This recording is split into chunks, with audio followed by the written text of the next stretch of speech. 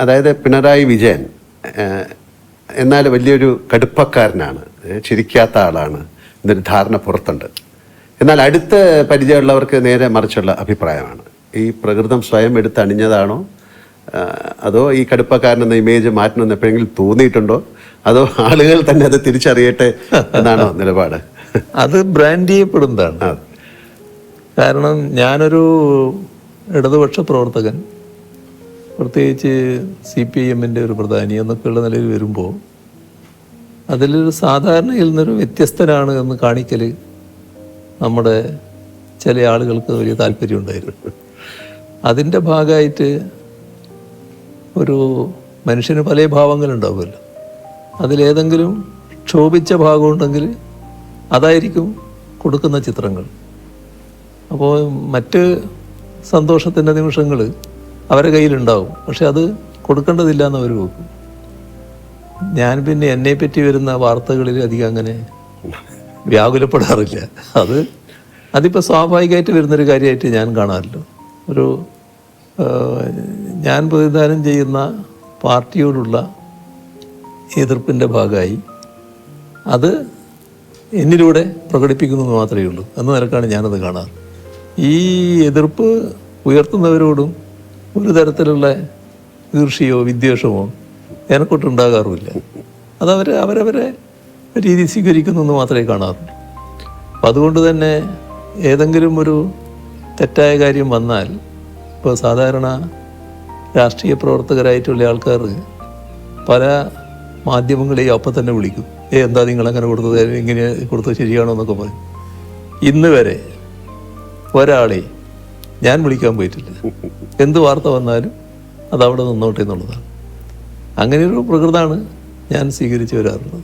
അത് വീട്ടിലെ ഒരു അച്ഛൻ മുത്തച്ഛൻ അല്ലേ? അപ്പൊ ഏത് തരത്തിലുള്ളൊരു സമീപനമാണ് കുട്ടികളോടോ പേരൊക്കെ? അത് വീട്ടിലെത്തിയാൽ ഞാൻ അവരുടെ സ്വന്തം ആള് തന്നെ, അതിനകത്ത് പ്രശ്നമില്ല. എൻ്റെ പുറത്തുള്ള എല്ലാ തിരക്കുകളും ഇപ്പൊ കുറച്ച് പ്രയാസമുണ്ട്. ഇപ്പൊ ഈ ദിവസങ്ങള് വല്ലാത്ത പ്രയാസങ്ങളുള്ളത്. അതുവരെയുള്ള കാലം എടുത്താൽ വീട്ടിലെത്തിയാൽ ഞാൻ വീട്ടിൻ്റെ ഒരാളായിട്ട് അങ്ങ് മാറുകയാണ്. അതിന് ഒരു പ്രശ്നം ഉണ്ടാകാറില്ല. അത് കുട്ടികൾക്കും ഉണ്ടാകാറില്ല, വേറെ കുട്ടിക്കൊന്നും ഉണ്ടാകാറില്ല. അങ്ങനെയൊരു അവസ്ഥയാണ്. സാർ, ഇന്നത്തെ തലമുറയിലെ കുട്ടികൾക്ക് പഴയ കാലത്തെ അപേക്ഷിച്ച് ഒരുപാട് അവസരങ്ങളുണ്ട്. ഈ സ്മാർട്ട് ഫോണ്, ആർട്ടിഫിഷ്യൽ ഇൻ്റലിജൻസ് അതൊക്കെ വന്നതോടുകൂടി അറിവ് സമ്പാദിക്കാൻ ഒരുപാട് വഴികളുണ്ട്. പഴയ കാലം പോലല്ല. എങ്കിലും പുതിയ തലമുറ നേരിടുന്ന ഭയങ്കരമായ സമ്മർദ്ദങ്ങളുണ്ട്. ആ സമ്മർദ്ദങ്ങൾ വലുതാണ്. അവരോടൊരു ഒരു ഒരു മുത്തശ്ശൻ എന്ന നിലയിൽ എന്താണ് അങ്ങേക്ക് പറയാനുള്ളത്? അല്ല, ഇന്നത്തെ കാലത്ത് ഈ പറഞ്ഞ കാര്യം ശരിയാണ്. കുട്ടികൾ വലിയ തോതിൽ വിവരങ്ങൾ അവരുടെ വിരൽത്തുമ്പിൽ കിടക്കുകയാണ്. ഒന്ന്, കുട്ടി എന്തെങ്കിലും കാര്യങ്ങൾ ചെയ്യാൻ തുടങ്ങുന്നതിന് മുൻപ് തന്നെ സാങ്കേതിക കാര്യങ്ങളാണ് ചെയ്തു തുടങ്ങുന്നത്. ഈ ഫോണും മറ്റും ആയിട്ട് ബന്ധപ്പെട്ടുള്ള കാര്യങ്ങൾ. അപ്പോൾ ഫോണും മറ്റും വെച്ചുകൊണ്ടുള്ള ഒരുപാട് അത്ഭുതങ്ങൾ കാണിക്കുന്നവരാണ് നമ്മുടെ കുട്ടികൾ. പക്ഷെ അതിൽ ആ ലോകം വളരെ വലുതാണ്. എന്നാൽ അതിനകത്തുള്ള ചതിക്കുഴികളുണ്ട്. ആ ചതിക്കുഴികൾ തിരിച്ചറിയാൻ പറ്റണം.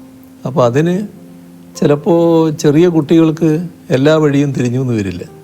അപ്പോൾ ഒന്നും അച്ഛനമ്മമാരിൽ നിന്നും മറച്ചു വെക്കാതിരിക്കുക എന്നുള്ളതാണ് ഏറ്റവും പ്രധാനം. സ്വകാര്യമായിട്ട് ചെയ്യാതിരിക്കുക. താൻ കാണുന്നത് സ്വകാര്യമായിട്ട് കാണണം എന്ന നിർബന്ധമില്ലാതിരിക്കുക. അമ്മയോ അച്ഛനോ കാണുന്നതിന് ഒരു തടസ്സമില്ലാതിരിക്കുക. അങ്ങനെയൊരു നില വന്നാൽ കുട്ടിക്ക് തന്നെ എന്താണ് കാണാവുന്നത് കാണാത്തത് എന്നതിനെ പറ്റിയൊരു ധാരണയുണ്ടാക്കാൻ ഇടയാകും. അപ്പോൾ അച്ഛൻ്റെയും അമ്മയുടെയും ഭാഗത്ത്, അച്ഛൻ്റെയും അമ്മയുടെയും ശ്രദ്ധയിൽപ്പെടാത്ത കാര്യങ്ങൾ അത് മറച്ചു വെച്ചുകൊണ്ട് ചെയ്യുന്നൊരു നില ചെറുപ്രായത്തിൽ സ്വീകരിക്കാതിരിക്കുക എന്നുള്ളതാണ് ഏറ്റവും പ്രധാനം.